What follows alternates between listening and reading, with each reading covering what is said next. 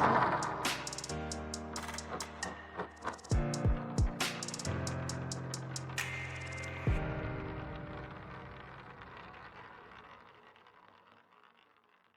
Welcome to my blog Prerna's life. कैसे हैं आप सब लोग? मैं बिल्कुल ठीक हूँ, आप लोगों की दुआ है।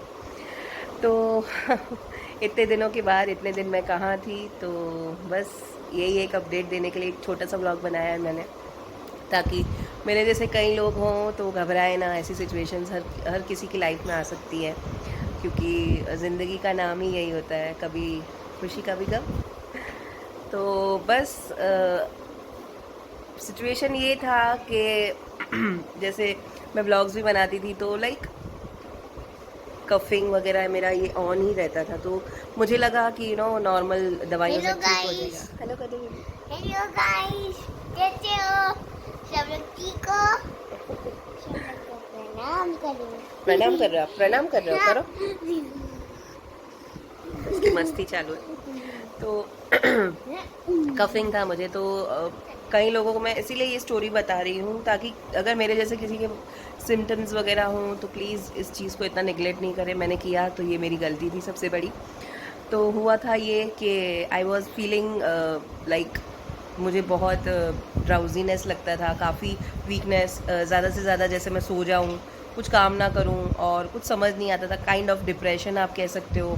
और उसके बाद लाइक मुझे कहीं जाना अच्छा नहीं लग रहा था, कहीं किसी से बात करना नहीं अच्छा लग रहा था। और जैसे मुझे कफ़िंग हुआ तो लाइक वो कफ़िंग धीरे धीरे इंक्रीज़ हो जा रहा था, लेकिन मैंने नोटिस नहीं किया, और मैं बस नॉर्मल मेडिसिन ले लेके अपने आप को ओके रख रही थी।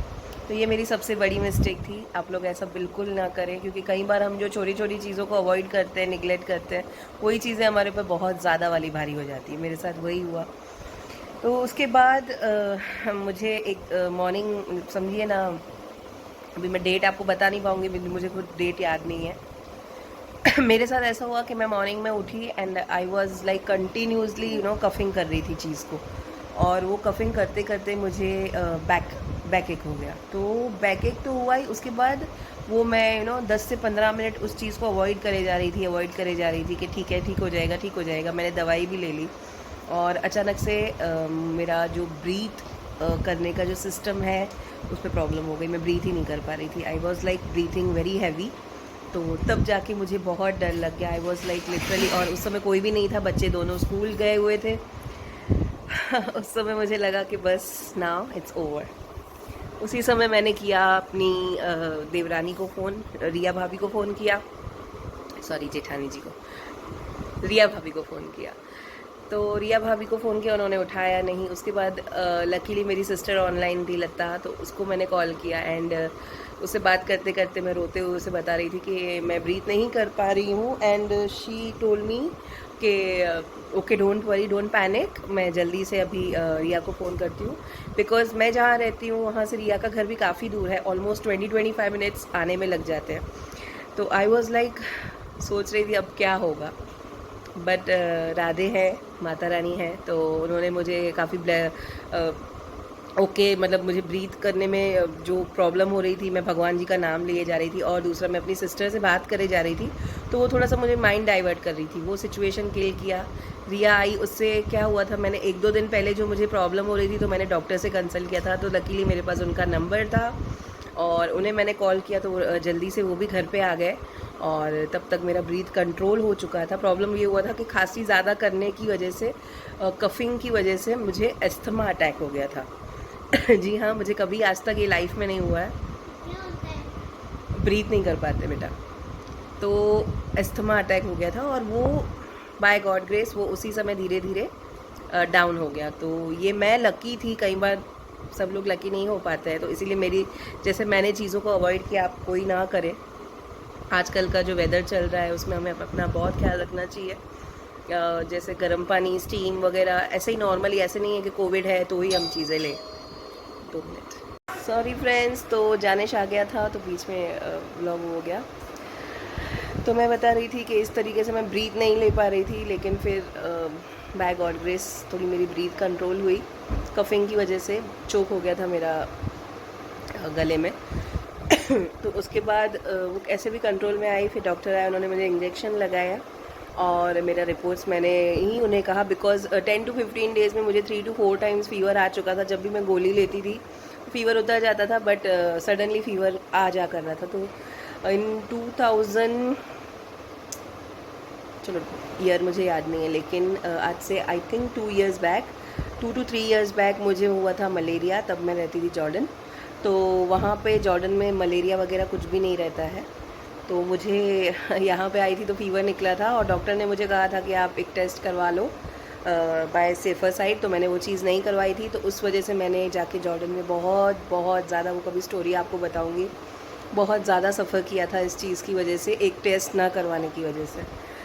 तो वो चीज़ का वहम मुझे इतना हो गया था कि आई थिंक मुझे मलेरिया, डेंगू या फिर टाइफाइड वगैरह ना हो, और डॉक्टर कैच नहीं कर पा रहे। तो इसीलिए मैंने डॉक्टर को बोला कि आप मेरी रिपोर्ट्स कर लीजिए, ताकि जो भी चीज़ें हैं अभी सॉर्ट आउट हो जाए, क्लियर हो जाए कि कुछ है या नहीं है। उसके बाद टेस्ट वगैरह भी हो गया। तो टेस्ट में मेरे लंग्स में इन्फेक्शन आया, एंड डेंगू वगैरह कुछ भी नहीं था, लेकिन ब्रोंचाइटिस कह रहे थे डॉक्टर्स मुझे। और दूसरा मुझे कह रहे थे, मेरा जो होमोग्लोबिन है it was very low, around 7 point something था, 7.2 और 3। तो वो चीज़ काफ़ी प्रॉब्लमेटिक थी, उसकी वजह से ही मैं रिकवर नहीं कर पा रही थी। मेरा ब्लड बहुत कम हो गया था, और वाइट सेल्स जो रहते हैं वो बहुत ज़्यादा हो गए थे।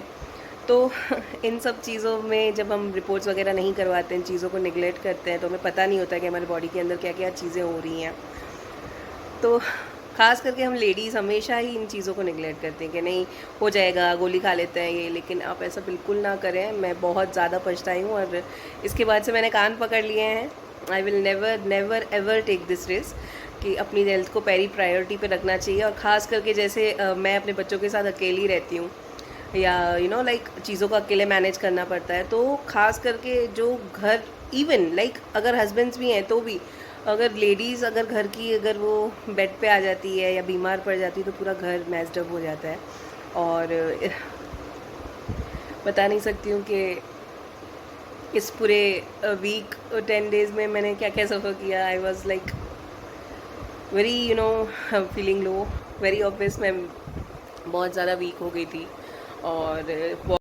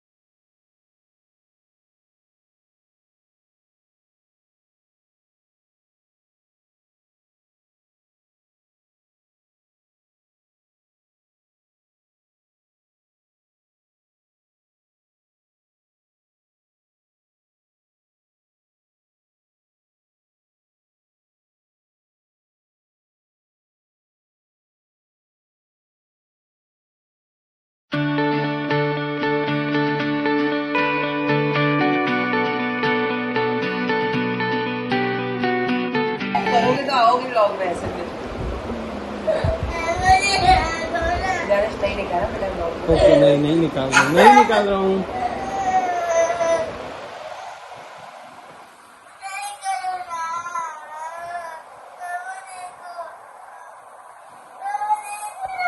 बहुत ठंडी हो रही है हमको बारिश में, तो अभी हम मिलते हैं मेरी मम्मी के रूम में। चलो।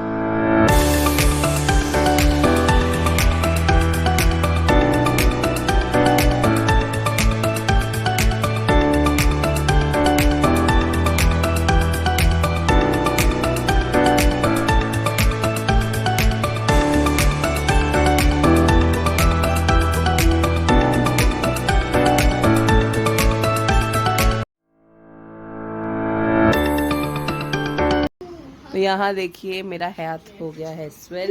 Oh my God! और दृश्य मेरी सेवा करते हुए। अरे क्या है यार।